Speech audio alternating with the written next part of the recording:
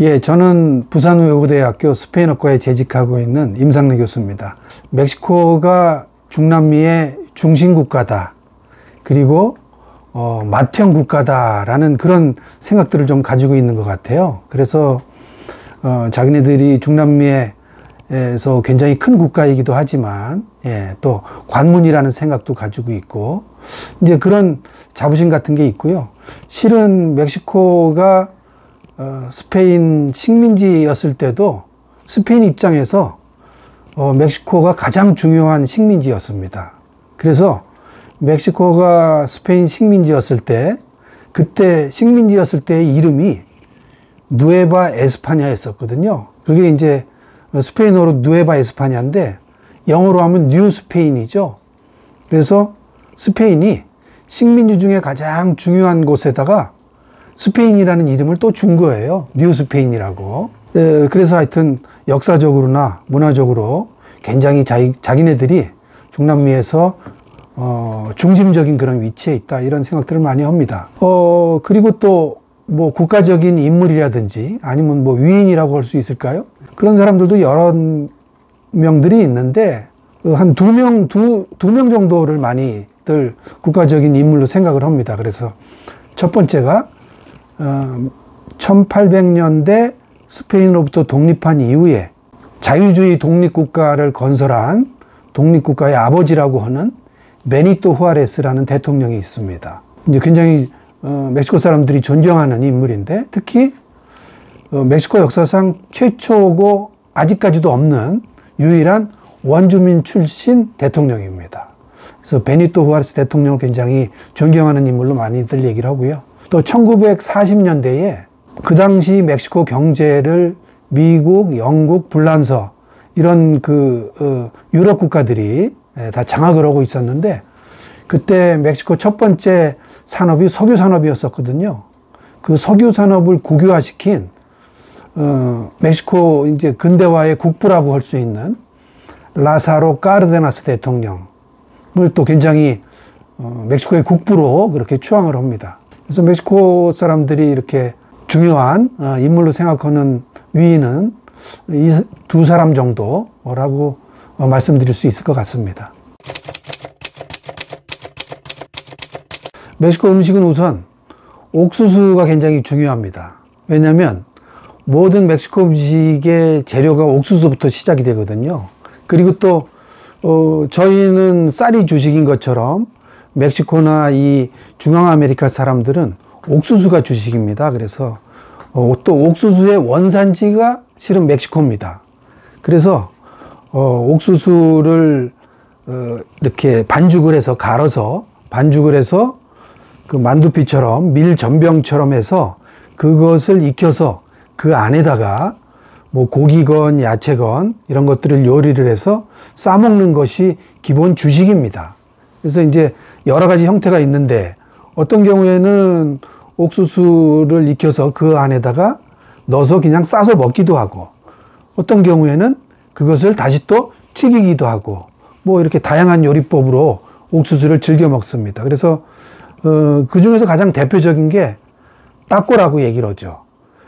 이제 조금 영어식 발음으로 하면 타코라고 얘기를 할 수가 있는데 그게 멕시코의 가장 대표적인 음식이다 이렇게 말씀드릴 수가 있습니다. 그리고 또 옥수수는 말씀드렸던 것처럼 이 멕시코 중앙아메리카 지역이 원산이거든요. 그래서 이 지역의 아스텍이나 마야의 신화 같은 걸 보면은 인간이 옥수수에서부터 이렇게 창조가 됩니다.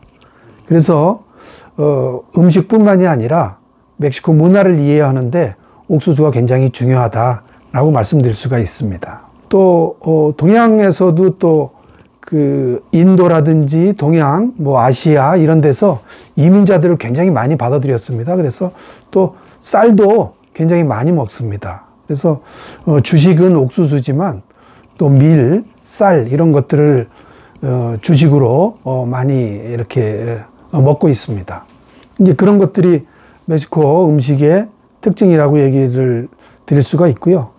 한국 사람 입장에서 보면은 또 멕시코가 고추가 또 멕시코 원산입니다.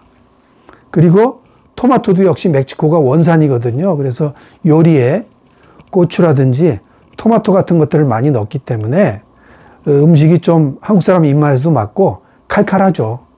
역시 또 마늘도 음식에 많이 사용을 합니다. 그래서 멕시코 음식이 한국 사람한테 전반적으로 잘 맞는다 이렇게 말씀드릴 수가 있을 것 같아요.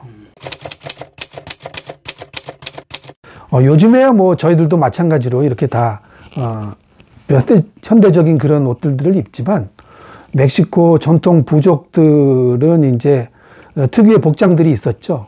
그래서 지역마다 원주민 부족들마다 전통 복장들이 다른데 주로 흰색 계통의 옷들을 많이 이제 즐겨 입습니다. 그리고 또 우리나라 사람들도 조금 아는 것과 같이 이렇게 챙이 큰 모자, 솜브레로라고 얘기를 하는데 그런 것들은 이제 그 햇빛이 굉장히 강하기 때문에 멕시코 지역이 그렇기 때문에 이제 햇빛을 가리는 용도로도 또 많이 사용을 하고요.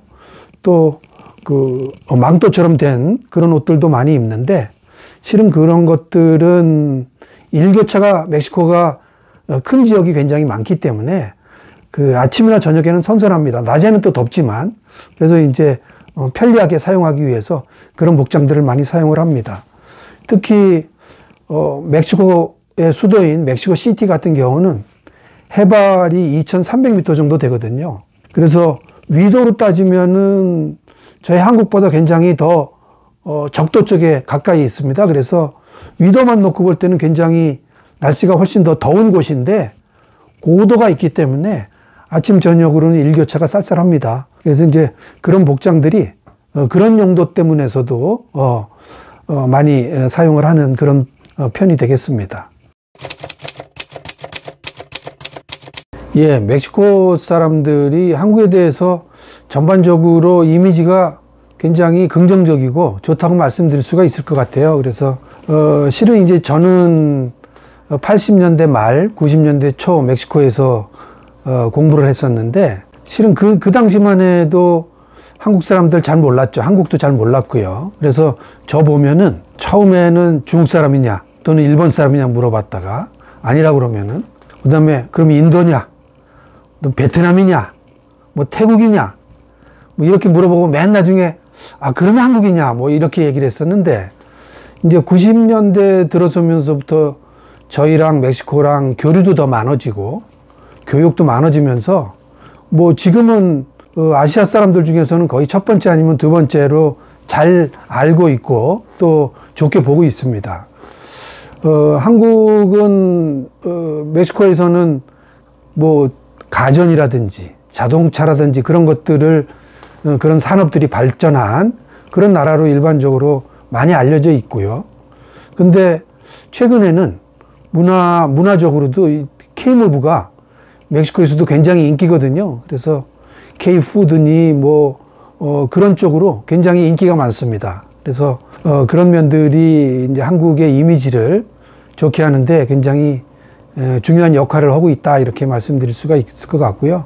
또 한 가지는 저희 나라가 분단 국가인 것들은 많이들 알고 있거든요. 그래서 이제 군사적인 긴장이라든지 이런 것들을 많이 알고 있는데 또 그것과 대비적으로 치안이 굉장히 좋은 것을 굉장히 의아하게 생각하면서 또 굉장히 긍정적으로 그렇게 생각들을 하고 있습니다. 그래서 또 멕시코 입장에서는 멕시코가 치안이 약간 문제가 있는 그런 경우들이 많이 있거든요. 특히 대도시가 아닌 지방의 중소도시라든지 이런 곳 그리고 또 마약, 밀매 뭐 그런 것들이 많은 곳에서는 치안이 굉장히 심각한 경우들이 있는데 우리나라의 치안이라든지 사회적인 안정 이런 것들을 굉장히 부러워하고 긍정적으로 그렇게 생각들을 하고 있습니다. 그래서 전반적으로 멕시코 사람들이 한국에 대해서 굉장히 좋은 그런 이미지를 가지고 있다. 그렇게 인식하고 있다. 이렇게 말씀드릴 수 있을 것 같습니다. 스페인어로 감사하다라는 그 인사로 제가 마치도록 하겠습니다. Muchas gracias.